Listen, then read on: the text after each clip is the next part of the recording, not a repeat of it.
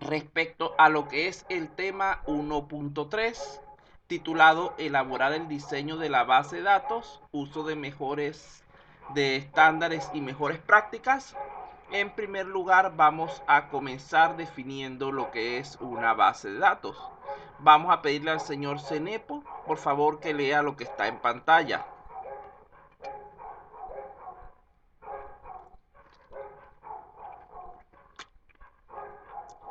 Señor Cenepo, ¿tiene el micrófono para que pueda leer? Sí, sí, profesores, buenas noches. Base de datos es un conjunto de datos relacionados entre sí y que tienen un significado implícito. Vean que aquí, muchas gracias.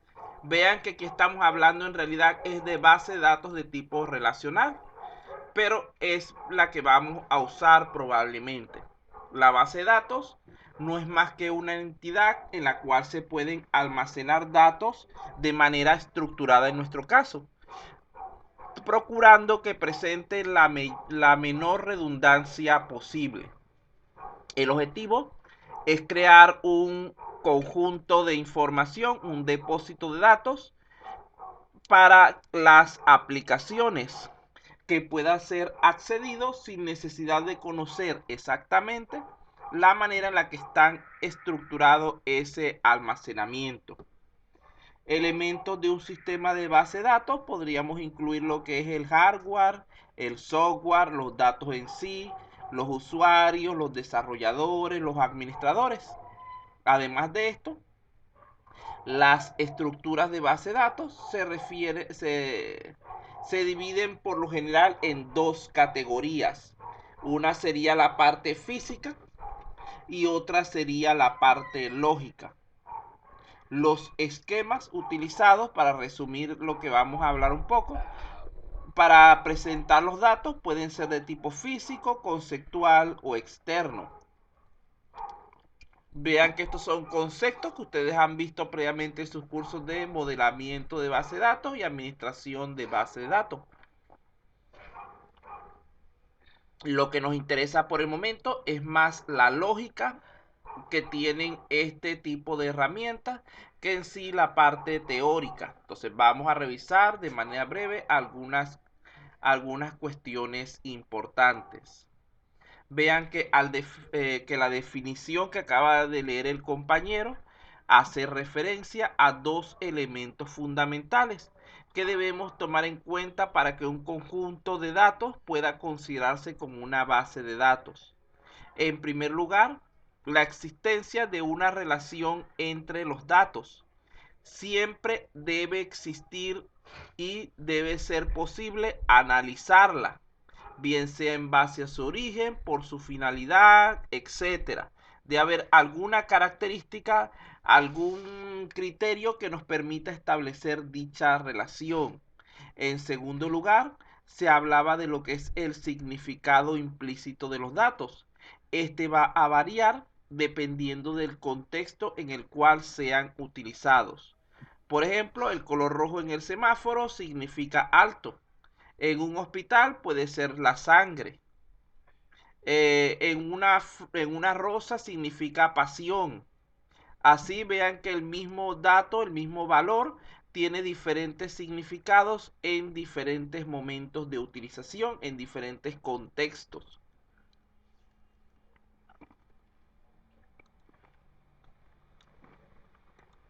Por otro lado, aquí tenemos los principales objetivos de una base de datos.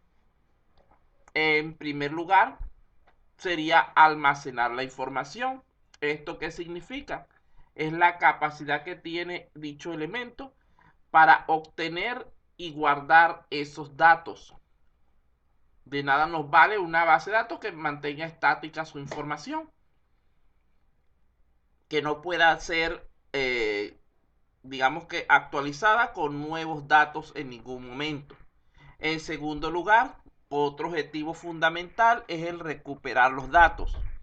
Esa información que hemos almacenado en nuestra base de datos debe ser accesible en el momento en que la necesitemos. En tercer lugar, estaría presentar la información, que tiene que ver bastante con la parte de recuperar.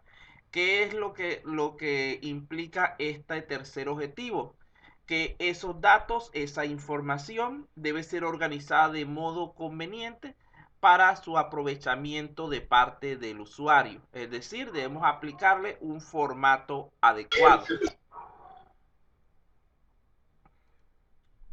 Esto implica además garantizar ciertas características, como lo son la fiabilidad y la integridad de los datos, la posibilidad de compartir información entre diversos usuarios u ubicaciones, la independencia entre lo que es la estructura lógica y la estructura física de los datos, la seguridad y la confidencialidad de la información. Vean que son ciertos elementos bastante importantes que debe tener toda base de datos. Imagínense, por ejemplo, cuando hablamos de fiabilidad e integridad, si nosotros no podemos confiar en que ese contenido que estamos almacenando hoy, cuando lo necesitemos o cuando lo enviemos a su destino, va a llegar de manera correcta, no vamos a utilizar esa base de datos. Si nosotros no podemos compartir nuestra información con otros usuarios o utilizarla en el momento que la necesitemos, para nada vale esa base de datos. Si la seguridad, la confidencialidad de nuestros datos está comprometida, también es otro problema bastante común y bastante importante.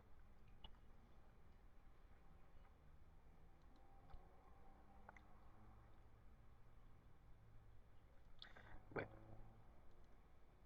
vean que en el caso del sistema que estamos planteando, decimos que las personas que interactúan o los tipos de usuarios para nuestra base de datos en particular, al menos deberíamos tener esos tres que tienen en pantalla. Es decir, los médicos, los pacientes y los administradores, cada uno con las restricciones y niveles correspondientes para garantizar la óptima gestión de la información.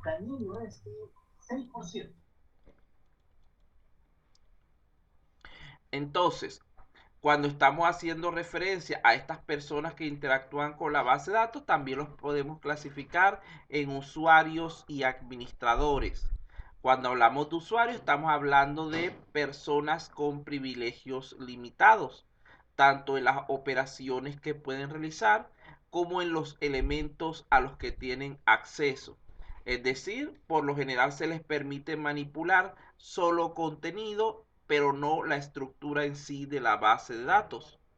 Por otro lado, cuando hablamos de administradores, estamos hablando de individuos con acceso total y completo a los elementos de nuestra base de datos, tanto al contenido como a la estructura, los cuales están encargados de la configuración y mantenimiento de la misma.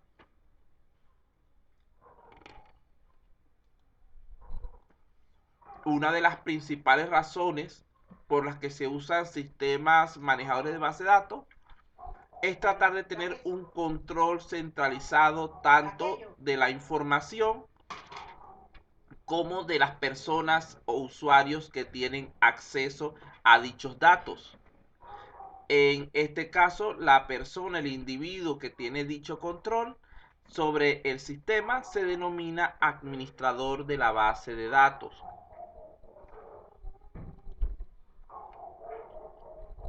Vamos a ver aquí algunas funciones del administrador de la base de datos. Vean que son múltiples las funciones que presenta este individuo. En primer lugar, va a estar encargado de definir el esquema interno de la base de datos, así como su relación con el esquema conceptual. Esto implica la estructura de almacenamiento y la estrategia de acceso a los datos. En segundo lugar, también va a ser responsable de definir el esquema conceptual. Esto está relacionada con qué información se podrá almacenar en la base de datos, la estructura lógica de dicha función, de dicha información o de dicha organización en función de las necesidades del usuario. Asimismo, el administrador de base de datos es responsable también de definir el esquema externo y su relación con el esquema conceptual. ¿Para qué? Para permitir acceder a los datos de los diversos usuarios a quienes estén autorizados para ello. Debe definir los procesos de validación y autorización para el uso de la base de datos. Debe definir las estrategias de mantenimiento de nuestra base de datos, especialmente lo relacionado con copias de seguridad. Debe monitorear el rendimiento de la base de datos y realizar las optimizaciones necesarias. Debe realizar los cambios necesarios, así como aquellos requeridos por los usuarios o aplicaciones. Entonces allí tenemos un conjunto de funciones específicas del administrador de base de datos.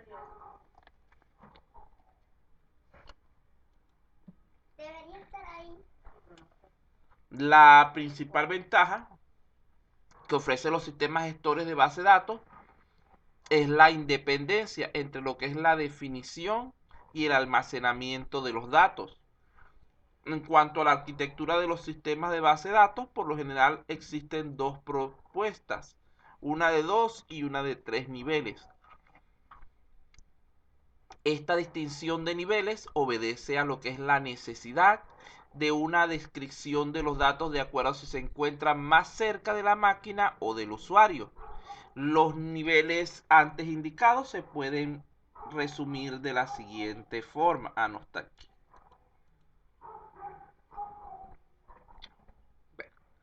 Salte esa. Bueno, vamos a seguir con esto. Recuerden que los sistemas de información son conjuntos de procedimientos ordenados que al ejecutarse proporcionan datos para apoyar la toma de decisiones. Se dividen en dos tipos de sistemas generales: sistemas orientados al proceso y sistemas orientados a la base de datos. En la actualidad se utilizan mayormente sistemas de información orientados a las bases de datos. Esto debido a que tiene muchas ventajas: integración de la información, existencia de gestores muy potentes, entre otros beneficios.